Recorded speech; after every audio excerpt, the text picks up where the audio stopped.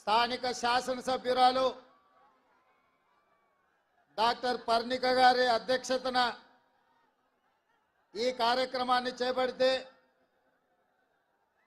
ఈ కార్యక్రమంలో నాతో పాటు మహబూబ్ నగర్ జిల్లా పార్లమెంటు అభ్యర్థి మిత్రుడు సోదరుడు వంశీ చంద్రెడ్డి గారు, అదేవిధంగా షాద్ నగర్ శాసనసభ్యులు ఈర్లపల్లి శంకర్ గారు, జడ్చర్ల శాసనసభ్యులు అనిరుద్ రెడ్డి గారు, దేవరకద్ర శాసనసభ్యుడు జి మధుసూదన్ రెడ్డి గారు, మహబూబ్ నగర్ శాసనసభ్యుడు ఎన్ఎం శ్రీనివాస్ రెడ్డి గారు, మక్తల్ శాసనసభ్యుడు మీ అభిమాన నాయకుడు శ్రీహరి ముదిరాజ్ గారు, అదేవిధంగా మహబూబ్ నగర్ పార్లమెంటు నియోజకవర్గ కాంగ్రెస్ పార్టీ ఇన్ఛార్జ్ ఏఐసిసి కార్యదర్శి మిత్రుడు సంపత్ కుమార్ గారు, కొడంగల్ మాజీ శాసనసభ్యులు పెద్దలు గురునాథ్ రెడ్డి గారు, అదేవిధంగా మహబూబ్ నగర్ మాజీ పార్లమెంట్ సభ్యులు ప్రభుత్వ ప్రత్యేక సలహాదారుడు అన్న పెద్దలు జితేందర్ రెడ్డి గారు, ఒబేదుల్లా కోత్వాల్ గారు, గద్వాల్ జిల్లా పరిషత్ చైర్పర్సన్ శ్రీమతి సరిత తిరుపతయ్య గారు, అదేవిధంగా వేదిక మీద ఉన్న పెద్దలు ముఖ్యంగా మక్తల్ నారాయణపేట్ కాంగ్రెస్ పార్టీ జిల్లా పార్టీ అధ్యక్షులు, మండల పార్టీ అధ్యక్షులు, గ్రామ శాఖ అధ్యక్షులు, ఎంపీటీసీలు, జడ్పీటీసీలు, అదేవిధంగా జిల్లా పరిషత్ సభ్యులందరికీ మనస్ఫూర్తిగా ధన్యవాదాలు, కృతజ్ఞతలు తెలియజేస్తున్న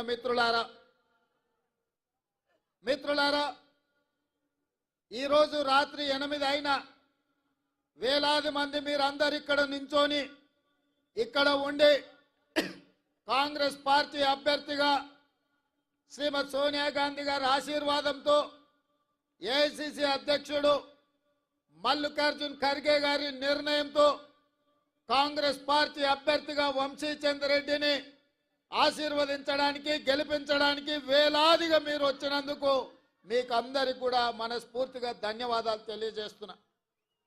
ఇదే వేదిక మీద నవంబర్ మాసంలో మీ అందరి దగ్గరకు వచ్చి ఆనాడు ఇక్కడి నుండే మీకు అందరికీ విజ్ఞప్తి చేసిన ఈ ప్రాంత ప్రజలకు చిరపరిచితుడు, కొన్ని దశాబ్దాల కాలం ఈ ప్రాంత అభివృద్ధి కోసం ఈ ప్రాంత ప్రజలకు అండగా నిలబడ్డ కీర్తిశేషులు చిట్టం నర్సిరెడ్డి గారి మన్వరాలు, కీర్తిశేషులు మిత్రుడు వెంకటేశ్వర రెడ్డి గారి కుమార్తె డాక్టర్ పర్ణికను మీరు ఎమ్మెల్యేగా గెలిపించండి. వారి మేనమామ శివకుమార్ రెడ్డి ఆ బిడ్డను కడుపులో పెట్టి చూసుకొని మీకు అండగా నిలబడి ఈడ కాంగ్రెస్ పార్టీ కార్యకర్తలను కాపాడండి. మీరు అండగా నిలబడి గెలిపించండి. తప్పకుండా ఈ ప్రాంతాన్ని అభివృద్ధి చేసే బాధ్యత నాది అని చెప్పి మీకు అందరికీ విజ్ఞప్తి చేసిన మాట ఇచ్చినట్టుగా మీరు అండగా నిలబడి డాక్టర్ పర్ణికమ్మ నారాయణపేట శాసనసభ్యురాలుగా అత్యధిక మెజార్టీతో మీరు గెలిపిస్తే మీకు నేను చెప్పిన మాటగా మక్తల్ నారాయణపేట కొడంగల్ ఎత్తిపోతల పథకం 1,30,000 ఎకరాలకు 4,000 కోట్ల రూపాయలతో ఈ ప్రాంతానికి మంజూరు చేసి ఎడారిగా మారిన ఈ ప్రాంతాన్ని సస్యశ్యామలం చేయాలి.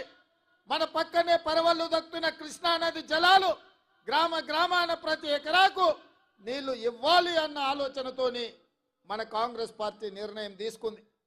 ఇదే కాదు, గద్వాలను ఇతర ప్రాంతాలను రాయచూర్లను రైలు కూత వినిపిస్తుంటే మక్తల్ నారాయణపేట కొడంగల్ పరిగి వికారాబాద్ వరకు ఈ ప్రాంత ప్రజలు మాకెప్పుడు రైలు వస్తుంది, మేము రైలు కూత ఎప్పుడు వింటామని ఆనాడు కాంగ్రెస్ పార్టీ నిర్ణయించిన కృష్ణా వికారాబాద్ రైల్వే లైను 10 సంవత్సరాలు పడావు పెడితే పండబెడితే ఏ ఒక్కరోజు కూడా ఈ ప్రాంతంలో ఉన్న వాళ్ళు, అది బీఆర్ఎస్ వాళ్ళు కావచ్చు, బీజేపీ వాళ్ళు కావచ్చు, బీఆర్ఎస్ వాళ్ళు కేసీఆర్ని అడిగింది లేదు, బీజేపీ వాళ్ళు మోడీకి చెప్పింది లేదు.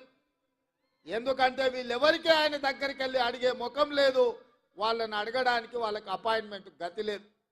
కానీ కాంగ్రెస్ పార్టీ అధికారంలోకి వచ్చిన 100 రోజుల్లోపనే కేంద్ర రైల్వే శాఖ అధికారులను రప్పించి ఆదేశాలు ఇచ్చి కృష్ణా వికారాబాద్ రైల్వే లైన్ మాకు కావాల్సిందే, మా ప్రాంతం అభివృద్ధి జరగాలంటే, మా ప్రాంతంలో ఉద్యోగ ఉపాధి అవకాశాలు పెరగాలంటే, నా కొడంగల్ గడ్డ మీద సిమెంట్ ఫ్యాక్టరీ రావాలి, వేలాది మంది నిరుద్యోగ యువకులకు ఉద్యోగ అవకాశాలు రావాలి అంటే కృష్ణా వికారాబాద్ రైల్వే లైన్ పూర్తి కావాలి అని చెప్పి ఆదేశాలు ఇచ్చి దానికి ఇలా మనం పూర్తి స్థాయిలో నిర్ణయం తీసుకున్నాం. ఇదే కాదు మిత్రులారా, మీరందరు నిలబడి మీరందరు కష్టపడి ఇక్కడున్న కార్యకర్తలే తమ రక్తాన్ని చెమటగా మార్చి భుజాలు కాయలు కాసే విధంగా కాంగ్రెస్ పార్టీ జెండాను మోసి 10 సంవత్సరాలు కేసీఆర్ ఎన్ని కేసులు పెట్టినా, ఎంతమందిని జైలుకు పంపించినా, అవసరమైతే మీ ఊపిరొదిలిండ్రు కానీ కాంగ్రెస్ పార్టీ జెండాను వదలలేదు. మీ భుజాలు కాయలు కాసే విధంగా ఇవాళ మహబూబ్ నగర్ పార్లమెంటు నియోజకవర్గంలో 7 అసెంబ్లీలు గెలిపించి 7 మందిని ఎమ్మెల్యేలు చేసిండ్రు. మిత్రులారా, ఈ వేదిక మీద నుంచి తెలంగాణ రాష్ట్రానికి నేను చెప్పదలుచుకున్నా, అయ్యా ఇవాళ మీరు ఆలోచన చేయండి. మేము కాంట్రాక్టర్లకో శ్రీమంతులకో లేకపోతే జాగీర్దారులకో జమీందారులకో టికెట్లు ఇయ్యలే. షాద్నగర్ లో నేను టికెట్ ఇచ్చిన ఈర్లపల్లి శంకర్ ఒక రజక కుటుంబం నుంచి, సామాన్య కుటుంబం నుంచి, ఒక రజక కుటుంబంలో ఉన్నవాడు పైకి రావాలంటే ఎంత కష్టమో మీరు ఆలోచన చేయండి. ఇవాళ ఈ రాష్ట్రం మొత్తం మీద ఒక రజక కుటుంబం నుంచి ఒక యువకుడు ఎమ్మెల్యే అయిందంటే అది కాంగ్రెస్ పార్టీ శ్రీమతి సోనియా గాంధీ గారి ఆశీర్వాదంతో ఒక రజకుడు కూడా ఇవాళ కాంగ్రెస్ పార్టీలో ఎమ్మెల్యే అయిందని నేను చెప్పదలుచుకున్నాను. అదేవిధంగా మక్తల్ ప్రాంతంలో అతి చిన్న స్థాయి కార్యకర్త నుంచి కష్టపడి పైకొచ్చి కాంగ్రెస్ పార్టీ జిల్లా పార్టీ అధ్యక్షుడిగా జడ్పీటీసీగా మీకు అండగా నిలబడ్డ శ్రీహరిని సోనియమ్మ మల్లికార్జున్ ఖర్గే గారి ఆశీర్వాదంతో ఒక ముదిరాజు బిడ్డను ఇవాళ మక్తల్ నుంచి ఎమ్మెల్యేగా గెలిపించడం ఇది కాంగ్రెస్ పార్టీ వల్ల సాధ్యమైందా, లేకపోతే ఇంకెవరైనా ఈ అవకాశం ఇస్తారా అని నేను అడుగుతున్నా. మిత్రులారా, ఈ రాష్ట్రంలో 119 అసెంబ్లీ నియోజకవర్గాలు ఉంటే 10% జనాభా ఉన్న ముదిరాజులకు కల్వకుంట్ల చంద్రశేఖరరావు ఒక్క టికెట్ కూడా ఇవ్వలే. నేను ఆయనని గడ్డ మీద నుంచి చెప్పిపోయినా, ముదిరాజు సోదరులు పౌరుషానికి మారు పేరు, మాట ఇస్తే మాటకు నిలబడి తల తెగిపడ్డ మడమ తిప్పని జాతి ముదిరాజు జాతి. మీకు టికెట్ ఇయ్యని కేసీఆర్ను గద్దెదించే శక్తి మీ చేతిలో ఉంది, మీరు నడుం బిగించండి అని ముదిరాజు సోదరులకాయల ఈ నారాయణపేట నుంచే నేను విజ్ఞప్తి చేసిన. మాట ఇచ్చినట్టుగానే ఈ రాష్ట్రంలో ముదిరాజులకు టికెట్ ఇవ్వని కేసీఆర్ అధికారంలో ఉండడానికి లేదని ముదిరాజు సోదరులందరూ కేసీఆర్ ని గోతి తీసి పాతి పెట్టి బొందలో పెట్టిండ్రు. ఇవాళ శ్రీహరి మీ ఎమ్మెల్యేగా, మా మిత్రుడుగా, ముదిరాజు బిడ్డగా ఇవాళ శాసనసభకు నాయకత్వం వహిస్తున్నాడు. అదే కాదు మిత్రులారా, ముదిరాజులను ఆనాడు బీసీ ఏ గ్రూప్ లో ఉంటే కొన్ని ప్రత్యేకమైన పరిస్థితుల్లో ఏ గ్రూప్ నుంచి డి గ్రూప్ కు మారవడం జరిగింది. ఇవాళ కేసు సుప్రీంకోర్టులో ఉంది. కేసీఆర్ నిర్లక్ష్యం వల్ల, కేసీఆర్ పట్టించుకోకపోవడం వల్ల, కేసీఆర్ సమర్థవంతమైన వాదన తెలంగాణ ప్రభుత్వం నుంచి సుప్రీంకోర్టులో వినిపించకపోవడం వల్ల ఇవాళ ఎన్నో లక్షలాది ఉద్యోగాల నియామకాలలో ముదిరాజు బిడ్డలకు అన్యాయం జరుగుతుంది. ఇవాళ ముదిరాజులను బీసీ డి గ్రూప్ నుంచి ఏ గ్రూపులకు మారవాలి అని అంటే ఈ గడ్డ మీద మళ్ళా కాంగ్రెస్ పార్టీ జెండా ఎగరాలి. మీ తరఫున సిపాయిగా ఢిల్లీలో కొట్లాడాలి అంటే మీ వాదన బలంగా వినిపించాలి. మంచి మంచి వకీళ్లను పెట్టి వాదించాలి అంటే వంశీచంద్ర రెడ్డి ఢిల్లీలో ఎంపీగా ఉండాలి. ఇవాళ ముదిరాజ్ సోదరులు నేను ఒక మాట ఇవ్వదలుచుకున్న, ప్రత్యేకంగా ఈ రాష్ట్రంలో ఉన్న తెలంగాణలో ఉన్న 10% ముదిరాజు బిడ్డలారా మీరు ఆలోచన చేయండి. మీ బిడ్డకు కేసీఆర్ ప్రాతినిధ్యం వహించే గజ్వేల్ సిద్దిపేట ఉన్న పార్లమెంటు మెదక్కు నీలం మధు ముదిరాజును కాంగ్రెస్ పార్టీ టికెట్ ఇచ్చింది. కానీ అదే కేసీఆర్ నాయకత్వం వహిస్తున్న మెదక్కు కేసీఆర్ వెంకట్రామరెడ్డికి టికెట్ ఇచ్చాడు. మేమేం ఆలోచన చేస్తామో కేసీఆర్ ఏం ఆలోచన చేస్తాడో మీరు ఒక్కసారి ఆలోచన చేయండి. అందుకే ఇవాళ ఈ వేదిక మీద నుంచి మీకు ఒక మాట ఇవ్వదలుచుకున్నా. మెదక్లో నీలం ముదిరాజుని గెలిపించండి, మహబూబ్నగర్లో వంశీ చంద్రెడ్డిని గెలిపించండి, తెలంగాణలో 14 సీట్లు ఇవ్వండి. ఆగస్టు 15 తారీఖు లోపల మీ ముదిరాజు బిడ్డను మంత్రిని చేసే బాధ్యత నాది. మీకు శక్తి ఉంది, మీకు యుక్తి ఉంది, మీకు పట్టుదల ఉంది, మీకు పౌరుషం ఉంది, పోరాడే శక్తి మీకుంది.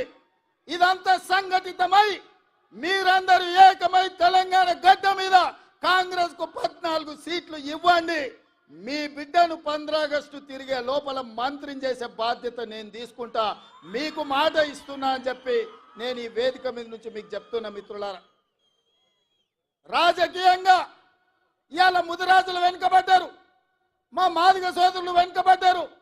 ఉద్యోగ ఉపాధి అవకాశాలలో వాళ్ళకు రావాల్సిన అవకాశాలు రాక పీజీలు పిహెచ్డీలు చదువుకున్న మాదిగ సోదరులు ఇవాళ అన్యాయానికి గురవుతున్నారు.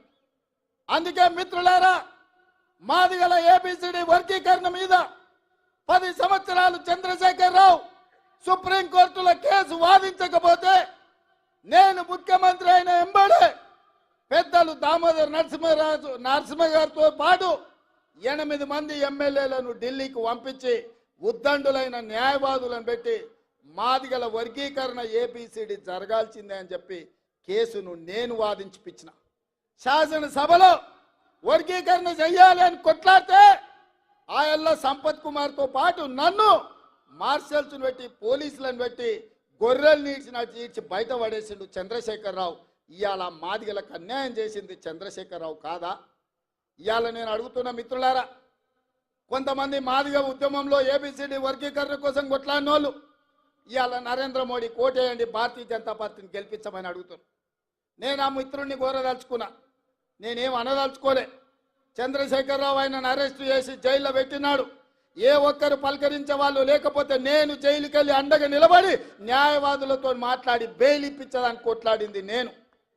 ఆయనలో వర్గీకరణ కోసం ఈ తెలంగాణలో ఉద్యమాలు చేయడానికి వీల్లేదు, నిరసన తెలపడానికి వీల్లేదు. పోలీసుల నిర్బంధాలు కొనసాగుతుంటే పరేడ్ గ్రౌండ్ లో ధర్మయుద్ధం కార్యక్రమానికి అండగా నిలబడి ఆయల్ల మాదిగల వర్గీకరణకు అండగా నిలబడి వర్గీకరణ జరగాల్సిందే, మాదిగలకు న్యాయం చేయాల్సిందే అని చెప్పి అండగా నిలబడ్డది నేను. అందుకే ఇవాళ సోదరులారా, ఈ వేదిక మీద నుంచి నా మాదిగ సోదరులకు నేను చెప్తున్నా, సిరిసిల్ల రాజయ్య గారిని ఫైనాన్స్ కమిషన్ చైర్మన్ చేసిన, అట్లూరి లక్ష్మణ్ని విప్పుగా అసెంబ్లీలో వేసిన, పాల్వాయి రజనీ కుమార్ని తెలంగాణ పబ్లిక్ సర్వీస్ కమిషన్ లో మెంబర్ చేసిన, Pritam Kumar SC department chairman గా కాంగ్రెస్ పార్టీలో పదవులు ఇచ్చిన. ఇవాళ నా పేషీలో ఐఏఎస్ అధికారి సంగీత సర్వే సత్యనారాయణ సెక్రటరీగా నా పేషీలో ఉందంటే ఒక మాదిగ బిడ్డకు అవకాశం ఇచ్చిన. ఇవాళ మిత్రుడు సంపత్ కుమార్ ఏఐసిసి సెక్రటరీగా మహారాష్ట్రకి ఇన్ఛార్జిగా ఈరోజు వారు ఏఐసిసి సెక్రటరీగా ఉన్నారు. దామోదర్ రాజనరసింహ గారు మంత్రివర్గంలో మంత్రిగా ఉన్నారు. ఇవి సరిపోతాయంటే ఇవి సరిపోవు. నాకు తెలుసు మీ జనాభా ఎంత ఉంది, మీకు ఇన్నాళ్ళు జరిగిన అన్యాయం ఏంది, మీ ఆవేదన, మీ ఆలోచన నాకు తెలుసు. అందుకే రేపు రాబోయే రోజుల్లో పార్టీ తీసుకోబోయే నిర్ణయాలలో, పార్టీ నియామకాలలో మాదిగ బిడ్డలకు న్యాయం చేసి మీకు సముచితమైన స్థానం కల్పించే బాధ్యత కాంగ్రెస్ పార్టీ తీసుకుంటుంది. మల్లికార్జున్ ఖర్గే గారు తీసుకుంటారు. సోనియామ్మను ఒప్పించి మెప్పించి వర్గీకరణను పార్లమెంట్లో చట్టం చేసే బాధ్యత ఇవాళ కాంగ్రెస్ పార్టీ తీసుకుంటుందని చెప్పి మాదిగ సోదరులకు నేను చెప్పదలుచుకున్నా.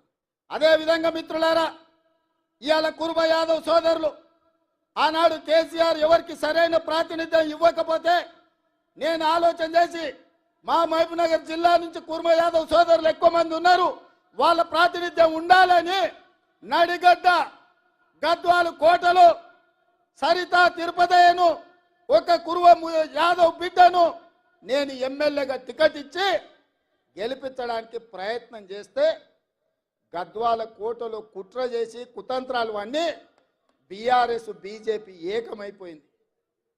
ఆనాడు చీకటి ఒప్పందం చేసుకొని అప్పటి వరకు తగాదాలు ఉన్నాయి మాకు, మా ఇంటి మీద కాకి ఇంటి మీద బాలదు అని చెప్పిన వాళ్ళు ఇవాళ మామ అల్లుళ్ళు ఒక్కటైపోయి కుమ్ముక్కు రాజకీయాలు వేసి ఒక సరితను, ఒక ఆడబిడ్డను, ఒక కురువ యాదవ్ ఆడబిడ్డను మామ అల్లుళ్ళు ఏకమై అర్నమ్మ నాయకత్వంలో బీజేపీ ఓట్లని బీఆర్ఎస్ కేసి 5,000 ఓట్ల తక్కువ మెజార్టీతోని ఇవాళ ఆడబిడ్డను ఓడగొట్టారు. నిజంగానే సరితమ్మ గెలిచినుంటే ఇవాళ మంత్రివర్గంలో మంత్రి అయ్యేది యాదవ్ సోదరులారా. కేసీఆర్ మంత్రివర్గంలో మహిళలకు స్థానం లేకుండే, మన మంత్రివర్గంలో సీతక్కకు ఆదివాసి బిడ్డకు, కొండా సురేఖ ఒక బలహీన వర్గాల బిడ్డకి ఇచ్చినాం. సరితమ్మ గెలిచినుంటే ఇవాళ మన మంత్రివర్గంలో మంత్రి అయ్యి ఉండేది. అంటే ఎన్నికలు వచ్చినప్పుడు పేదోళ్ళని గెలవాల్సినప్పుడు పేదలకు న్యాయం చేయాలని కాంగ్రెస్ అనుకున్నప్పుడు బంగ్లా రాజకీయాలు, కుమ్ముక్కు రాజకీయాలు, అర్నమ్మ దివాలకు రాజకీయాలు ఎట్లుంటాయో ఇవాళ కుర్మ యాదవ్ సోదరులారా మీరు ఆలోచన చెయ్యండి. అందుకే ఇక్కడ అన్యాయం జరిగిందని అనిల్ కుమార్ యాదవ్ను హేమీలు ఉద్దండులు యోధులు ఉన్న వాళ్ళని కాదని రాజ్యసభలో మీ యాదవ్ బిడ్డను అనిల్ కుమార్ యాదవ్ను రాజ్యసభలో 10 పైసలు ఖర్చు లేకుంటే నామినేషన్ కు 10,000 కూడా పార్టీ కట్టి ఇవాళ 200-300 కోట్లు ఖర్చు పెట్టిన రాని ఎంపీ పదవి ఇవాళ యాదవ్ల బిడ్డకు కాంగ్రెస్ పార్టీ ఇచ్చింది.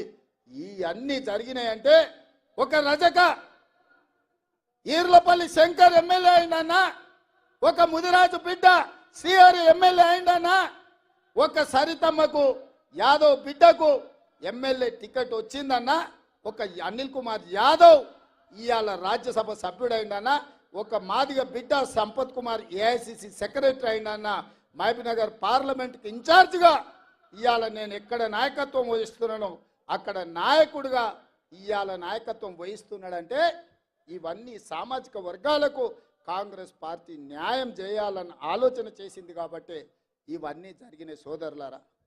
ఇవాళ పర్ణిక రాజకీయ అనుభవం లేకపోవచ్చు, కానీ వాళ్ళ తాత తండ్రి ఇచ్చిన వారసత్వం, వాళ్ళ మేనమామ నేర్పిన విద్య ఏదైతుందో ఈ ప్రాంత పేదలకు న్యాయం జరగాలి, నారాయణపేట మున్సిపాలిటీకి అండర్ గ్రౌండ్ డ్రైనేజ్ కావాలి అని ఇవాళ మీ ముందు అడిగింది.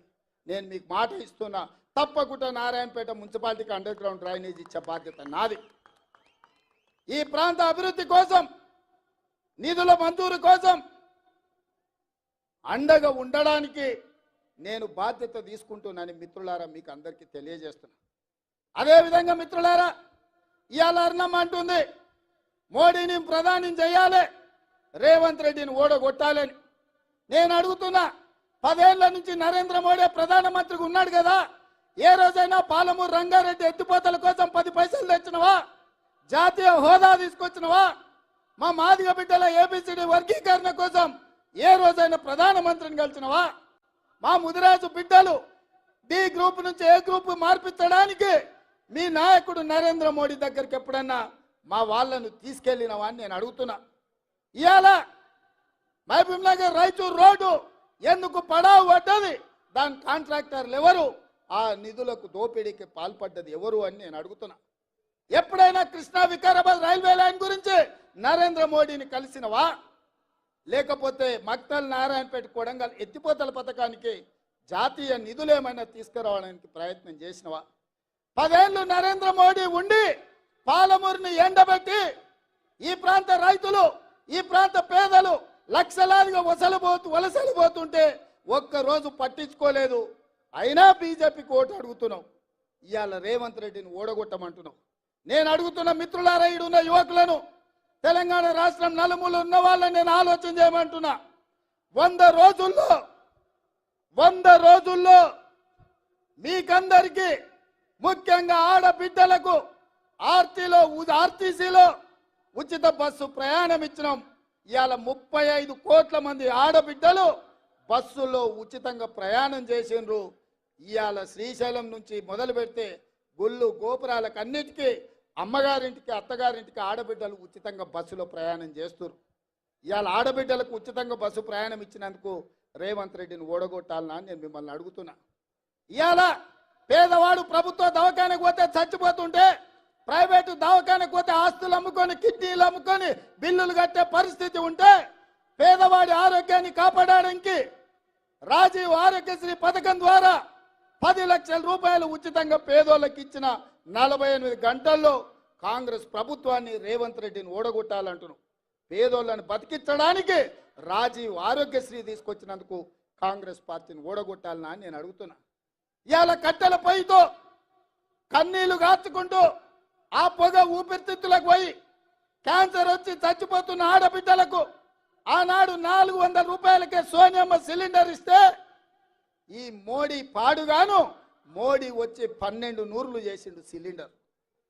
1200 సిలిండర్తో కొనలేక మళ్ళా అటుకెక్కించిన గ్యాస్ పొయ్యి సిలిండర్ను కిందికి దించి ఆడబిడ్డలకు 500 రూపాయలకే సిలిండర్ ఇచ్చినందుకు కాంగ్రెస్ను రేవంత్ రెడ్డిని ఓడగొట్టాలనా నేను అడుగుతున్నా.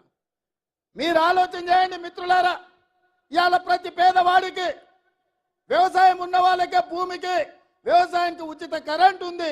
భూమి లేని పేదలకు ఇండ్ల కరెంటు ఉచితంగా ఉండాలని నా పాదయాత్రలో నా దృష్టికి పేదలు తీసుకొస్తే ప్రతి పేదవాడికి ప్రతి ఇంటికి 200 యూనిట్ల వరకు ఉచితంగా ఉచిత విద్యుత్ ఇచ్చి మాట ఇచ్చి అమలు చేసినాం. ఇవాళ మన మహబూబ్నగర్ జిల్లాలో ఎమ్మెల్సీ ఎన్నికలు ఉండి దాన్ని ఎన్నికల కోడ్ అడ్డం పెట్టి ఇవాళ బీజేపీ అడ్డుకుంది. అందుకే ఈడ 500 సిలిండర్ విషయంలో 200 యూనిట్ల ఉచిత కరెంటు విషయంలో పేదలకు కొంత సదుపాయం అందుబాటులోకి రాలేదు అంటే అధికారులకు ఆదేశాలు ఇచ్చినాం.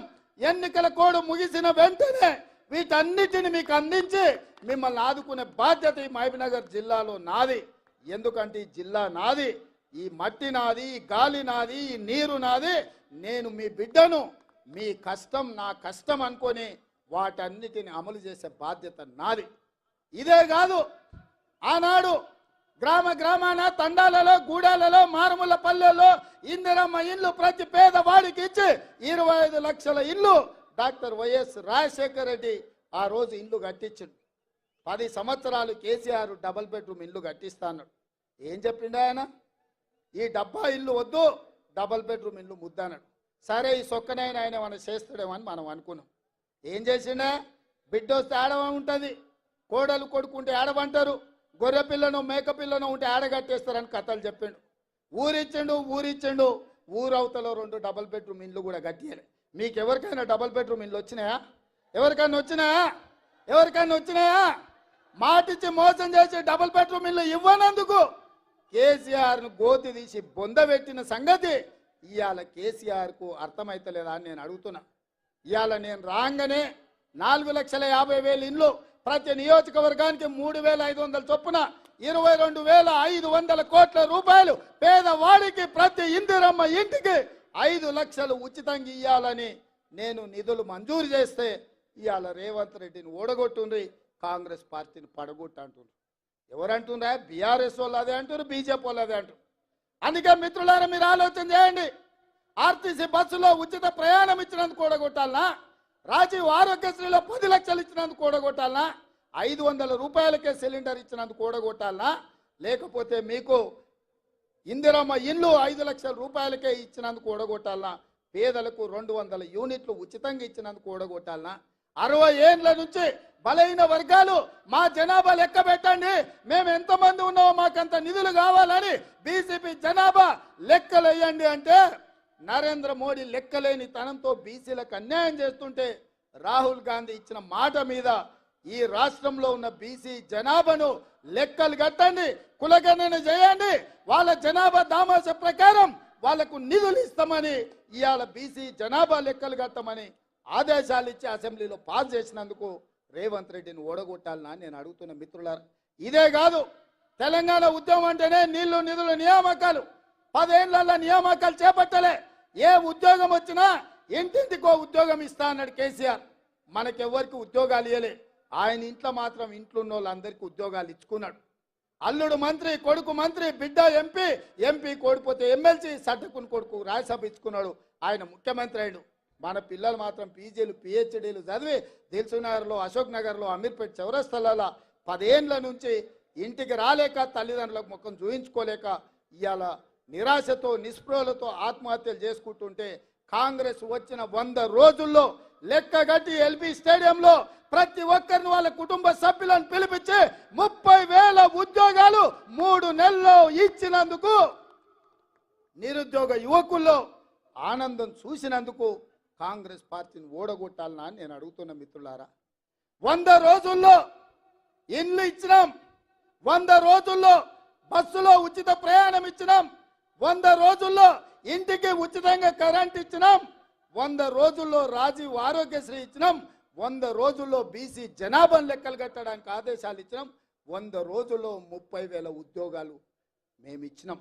నా మంత్రివర్గ సహచరులు రోజుకు 18 గంటలు పనిచేసి ఈ రాష్ట్రాన్ని సరిదిద్దడానికి మేము ప్రయత్నం చేస్తున్నాం. 10 ఏళ్లలో 100 ఏళ్లకు సరిపోయే విధ్వంసం చంద్రశేఖరరావు సృష్టిస్తే ఒకటొకటిగా చక్కదిద్దుకుంటూ సంసారాన్ని నిలబెట్టుకున్నట్టు రాత్రి పగళ్ళు మేము కష్టపడుతున్నాం.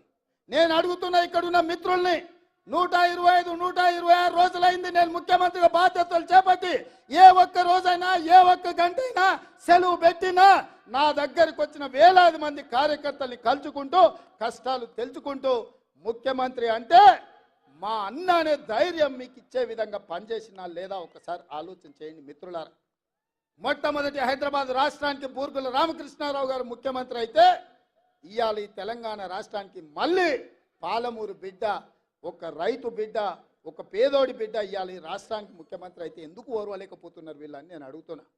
దొరల బిడ్డలే ముఖ్యమంత్రి కావాలన్నా? కేసీఆర్ తర్వాత కేసీఆర్ కొడుకే ముఖ్యమంత్రి కావాలన్నా? ఆయన తర్వాత ఆయన మైనోడే ముఖ్యమంత్రి కావాలన్నా? ఈ పాలమూరు బిడ్డలు కావడానికి అర్హత లేదా అని నేను అడుగుతున్నా. మాకేం తక్కువ? మా పాలమూరులో మేము కష్టపడమా? మా పాలమూరులో మేము అభివృద్ధి చేయమా? మా ప్రాంతానికి ఇవ్వంటే దాక్షిణ్యాల మీదనో అయ్యా మాకు నిధులు అని మేము అడుక్కోవాల్సిందేనా? మా సంతకాలు మేము పెట్టుకునే శక్తి మాకు లేదా? మా ప్రాంతాన్ని అభివృద్ధి చేసుకునే శక్తి మాకు లేదా? మా ప్రాంతంలో పరిశ్రమలు తెచ్చుకునే హక్కు మాకు లేదా అని నేను అడుగుతున్నా. ఇవాళ దొంగలతో చేరి కుట్రలు కుతంత్రాలతోని అర్ణమ్మ బీజేపీ ముసుగులో బీఆర్ఎస్ వాళ్ళతో కుమ్ముకై ఇవాళ రేవంత్ రెడ్డిని పడగొట్టాలి, రేవంత్ రెడ్డిని బలహీనం చేయాలి, తద్వారా పాలమూరు జిల్లాను ఎండబెట్టాలన్న ఆలోచన చేస్తుంది. ఇవాళ మీరు ఆలోచన చేయండి. మన్నే శ్రీనివాసరెడ్డి 5 ఏళ్ళు మనకి ఎంపీ. ఏడున్నాడు ఆయన? ఇంట్లో లేడు, సొంట్లో లేడు, సోయిలో లేడు. మీ ఎమ్మెల్యేలు పాతోళ్ళు 10 ఏళ్ళు ఎమ్మెల్యేలు ఉన్నారు. ఎవడన్నా బీఆర్ఎస్ కోటేమని అడుగుతుండా? ఎవడన్నా ఊర్లలోకి వచ్చిండా? మిమ్మల్ని నమ్ముకొని మీ ఎంబడి ఉండి మీ జెండా మోసి మిమ్మల్ని ఎమ్మెల్యేలు చేస్తే ఇవాళ గ్రామాలల్లో బీఆర్ఎస్ కార్యకర్తలు బీజేపీలకు అమ్మేసి వాళ్ళ కింద గులాంగిరి చేయండి, తాబేదారులుగా మారండి అని ఒకడు పోయి రాయచూరులో ఉన్నాడు, ఒకడు పోయి హైదరాబాద్లో ఉండు, ఒకడు పోయి ఎన్నో కాంట్రాక్టులు చేసుకుంటారు. ఇవాళ ఏం జరుగుతుందో ఒక్కసారి ఆలోచన చేయండి. గద్వాల బంగ్లా కుమ్ముక్కు రాజకీయాలు ఆనాడు బీజేపీలు బీఆర్ఎస్ కోటేసారు కాంగ్రెస్ పార్టీని సరితమ్మని ఓడించడానికి. ఇవాళ మహబూబ్నగర్ జిల్లాలో బీఆర్ఎస్ వాళ్ళు బీజేపీని గెలిపించడానికి కుమ్ముక్కు రాజకీయాలు చేస్తున్నారు. సోదరులారా ఒక్కసారి ఆలోచన చేయండి.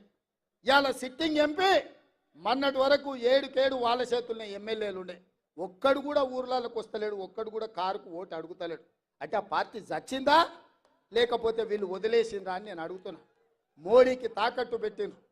నాకు తెలుసు కేసీఆర్ బిడ్డ బెయిల్ కోసం ఇవాళ కాంగ్రెస్ను ఓడించడం కోసం నరేంద్ర మోడీతో చీకటి ఒప్పందంలో భాగంగా మహబూబ్ నగర్, చేవెళ్ళ, మల్కాజ్గిరి, భువనగిరి, జహీరాబాద్ 5 పార్లమెంట్లలో చంద్రశేఖర్ రావు నరేంద్ర మోడీని గెలిపించడానికి సుపారీ తీసుకొని బీఆర్ఎస్ కార్యకర్తలు ఇవాళ బొందబెట్టి వాళ్ళ ఆత్మ గౌరవాన్ని మోడీ కాళ్ళ దగ్గర తాకట్టు పెట్టిండు.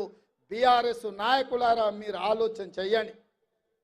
లక్షలాది మంది కార్యకర్తలు ఇతర పార్టీలు జైలుకు పోయినప్పుడు కేసీఆర్కు దుఃఖం లేదు. నాలాంటోని బిడ్డ లగ్గం ఉంటే కూడా వదలకుండా జైల్లో పెట్టినప్పుడు ఆయనకు బాధ తెలియలేదు.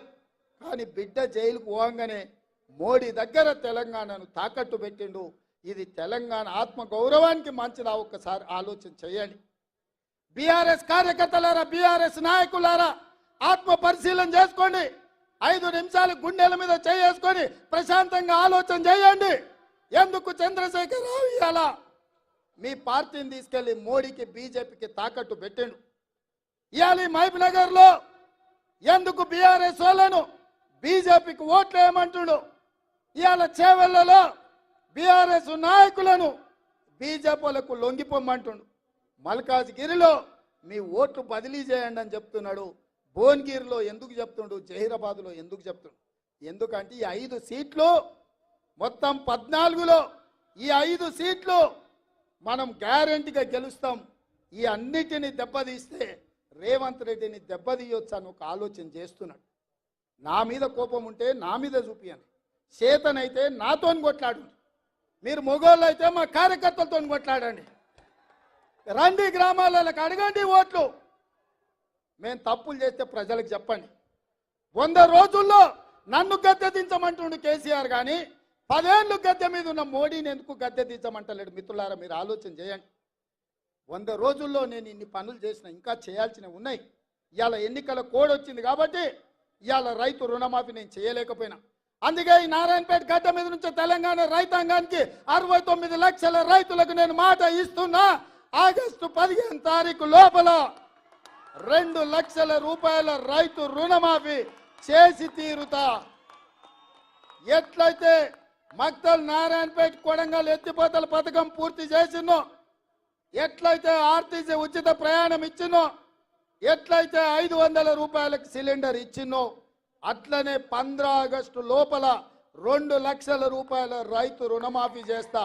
ఏకకాలంలో మొత్తంలో మీకు రుణమాఫీ చేసే బాధ్యత నాది. మీ బిడ్డను నేను. ఇదే కాదు, 500 రూపాయలు బోనస్ అన్నాడు. వచ్చేసారి పండించే వడ్లకు 500 రూపాయలు బోనస్ ఇచ్చి ప్రతి గింజ చివరి గింజ వరకు కొనుగోలు చేసే బాధ్యత నాది. నా తెలంగాణ రైతాంగ సోదరులకు నేను మాట ఇస్తున్న మిత్రులారా. అందుకే మిత్రులారా, మీ బిడ్డ ఇయ్యాల తెలంగాణ ముఖ్యమంత్రిగా ఉన్నాడు. మనం ఏదన్నా చిన్నదో పెద్దదో ఎమరుపాటుగా ఉన్నా కునుకు తీసినట్టు కళ్ళు మూసుకుంటే కుట్రలు ఉన్నాయి, కత్తులు తీసుకొని బయలుదేరిండ్రు. ఇవాళ ముందలనే యుద్ధం కాదు, వెనకాల కూడా యుద్ధం చేయాల్సిన పరిస్థితి వచ్చింది. బీజేపీ బీఆర్ఎస్ వాళ్ళు కుట్రలు, బిడ్డ బెయిల్ కోసం బీఆర్ఎస్ ను తాకట్టు పెట్టి 5 పార్లమెంట్లలో బీజేపీని గెలిపిస్తా అని కేసీఆర్ సుపారీ తీసుకున్నాడు. నరేంద్ర మోడీకి లొంగిపోయిండు. బీఆర్ఎస్ కార్యకర్తలారా, తస్మత్ జాగ్రత్త. మిమ్మల్ని మోడీకి తాకట్టు పెట్టిండు బిడ్డ బెయిల్ కోసం. మా కార్యకర్తలు కూడా నేను చెప్పదలుచుకున్నా, మీరు అప్రమత్తంగా ఉండండి. వాళ్ళంతా ఒక్కటైనరు, ఏకమైనరు. ఎట్లయినా మనల్ని పడగొట్టాలి, మనల్ని ఓడగొట్టాలనే కుట్ర జరుగుతుంది. ఎమ్మెల్యే ఎన్నికల కంటే కూడా ఎక్కువ కష్టపడాలి. ఎక్కడ కూడా నాకు తెలుసానో, నాకు కావాల్సిన వాళ్ళనో, మా చుట్టపోలను అప్రమత్తంగా ఉంటే ఇవాళ ఈ అధికారంలో ఉండే కార్యకర్తలకు మేలు చేయాలన్న ఆలోచనతో మనకంత నష్టం జరుగుతుంది. ఈ ఎన్నికలైన మరుక్షణం సర్పంచ్, ఎంపీటీసీ, ఎంపీపీ, జడ్పీటీసీ స్థానిక సంస్థల ఎన్నికలు రాబోతున్నాయి. ఇవాళ మీరు ఊర్లలో పట్టు వదిలిందంటే రేపు ఎవడో ఒకడు మోపైతాడు. వాడు సర్పంచ్కి వస్తాడు, వాడు వార్డు మెంబర్కి వస్తాడు, వాడు ఎంపీటీసీకి వస్తాడు, వాడు ఎంపీపీకి వస్తాడు, వాడు జడ్పీటీసీకి వస్తాడు. రేపు మీ ఎన్నికలలో కూడా మీకు తలకాయ నొప్పి అవుతుంది. ఎన్నికల ఖర్చు తడిసి మోపెడవుతుంది. ఎంపీ ఎన్నికలైన ఎంబడే 2 నెలలు తిరగకుందే మీ స్థానిక సంస్థల ఎన్నికలు పెట్టే బాధ్యత నాది. మిమ్మల్ని గెలిపించే బాధ్యత నాది. ఇవాళ ఎవరైతే బూతులలో మెజారిటీ తెస్తారో, ఎవరైతే పార్టీ జెండా కష్టపడి మోస్తారో, ఎవరైతే పార్టీ గెలుపులో భాగస్వాములుగా ఉంటారో వాళ్ళందరినీ గుర్తుపెట్టి ఎట్లయితే శంకర్కు, శ్రీహరికి, సరితకు, పర్ణికకు, అరవింద్కో, లేక అనిరుద్కో, మధుకో, ఎన్నంకో ఎట్లయితే కష్టపడ్డోళ్లకు టికెట్లు ఇచ్చినామో మీకు టికెట్లు ఇచ్చి గెలిపించుకునే బాధ్యత పార్టీ తీసుకుంటుంది. మిత్రులారా, మీ శ్రమ ఊరికే పోదు, మీ త్యాగం గాలికి వదిలేయము. మీ త్యాగాన్ని గుర్తుపెట్టుకుంటాం, మీకు అవకాశాలు కల్పిస్తాం. రేపు జరగబోయే ఎన్నికలలో ఇవాళ గ్రామాలలో ఇందిరమ్మ కమిటీలు వేయాలనుకున్నాం. ఇల్లు ఇచ్చినా, పెన్షన్ ఇచ్చినా, గ్యాస్ సిలిండర్ ఇచ్చినా, రాజు ఆరోగ్యశ్రీ కార్డు ఇచ్చినా, రేషన్ కార్డు ఇచ్చినా, ఏది ఇచ్చినా ఇందిరమ్మ కమిటీలను నియమించి ఆ కమిటీల ద్వారా గ్రామాలలో మీ చేతనే పేదవాళ్లకు పంచిపించి పేదల్ని ఆదుకునే బాధ్యత మీ చేతిలో పెడతాం. ఇవన్నీ చెయ్యాలి అని అంటే పాలమూరులో, ఇటు పాలమూరు అటు నాగర్ కర్నూలు పార్లమెంట్లో అత్యధిక మెజార్టీ గెలవాలి. ఎందుకంటే పెద్దలు ఒక మాట చెప్పారు, ఇంట్లో గెలిచి రచ్చ గెలవాలని. ఇవాళ నా ఇంట్లో నా పాలమూరులో ఏదైనా తప్పిదం జరిగితే జాతీయ స్థాయిలో మనం చెప్పుకునే పరిస్థితి ఉంటుందా ఆలోచన చేయండి మిత్రులారా. ఇవాళ మీరు అండగా నిలబడితేనే, మీరు ఆశీర్వదిస్తేనే ఈ జిల్లాలో 14కు 12 సీట్లు మీరు ఇచ్చినందుకే ఇవాళ ఈ తెలంగాణ రాష్ట్రంలో కాంగ్రెస్ అధికారంలోకి వచ్చింది. నేను ముఖ్యమంత్రి అయినా మరి చెట్టు నాటింది మీరు, దీన్ని పెంచింది మీరు, దీనికి నీళ్లు పోసింది మీరు. ఇవాళ ఎవడో భుజం మీద గొడ్డలు వేసుకొని నరుకుతామని వస్తే ఇవాళ మీరు చూసుకుంటూ ఉంటారా? మీరు నరకనిస్తారా? మీరు ఆలోచన చేయండి. మీరు పెంచిన మొక్క చెట్ట నీడనిస్తుంటే ఇవాళ దాన్ని తెగ నరుకుతామని ఢిల్లీ నుంచి ఒకడు, గజ్వెల్ ఫామ్ హౌస్ నుంచి ఇంకొకడు బయలుదేరిండు. మిత్రులారా, ఇవాళ మీ చేతుల్లోనే ఉంది. మీరు పెంచిన చెట్టు వృక్షమై కాయలు ఇస్తుంది. దీన్ని కాపాడే బాధ్యత మీ మీదనే ఉంది. కాపాడతారనే నమ్మకం నాకు ఉన్నది. మీరందరు సిద్ధమేనా మిత్రులారా? సిద్ధమేనా? సిద్ధమేనా? సిద్ధమేనా? సిద్ధమేనా? సిద్ధమేనా? సిద్ధం అన్నోళ్ళందరూ చేయి పైకెత్తుర్రి. జై కాంగ్రెస్, జై జై కాంగ్రెస్. హస్తం గుర్తుకే, హస్తం గుర్తుకే. మిత్రులారా, మిత్రుడు వంశీచంద్రెడ్డిని ఈ పాలమూరు పార్లమెంట్ సభ్యుడిగా 1,00,000 మెజార్టీతో గెలిపించండి. మీ తరఫున ముదిరాజుల ఏ కేటగిరీ కోసం, మాదిగల ఏబిసిడి వర్గీకరణ కోసం ఢిల్లీలో నా మిత్రుడిగా మీ ఎంపీగా మీకోసం కొట్లాడతాడు, మీకు అండగా నిలబడతాడు. మీరందరూ అండగా నిలబడాల్సిందిగా కోరుకుంటూ మీ అందరి దగ్గర సెలవు తీసుకుంటున్న మిత్రులారా, జై కాంగ్రెస్.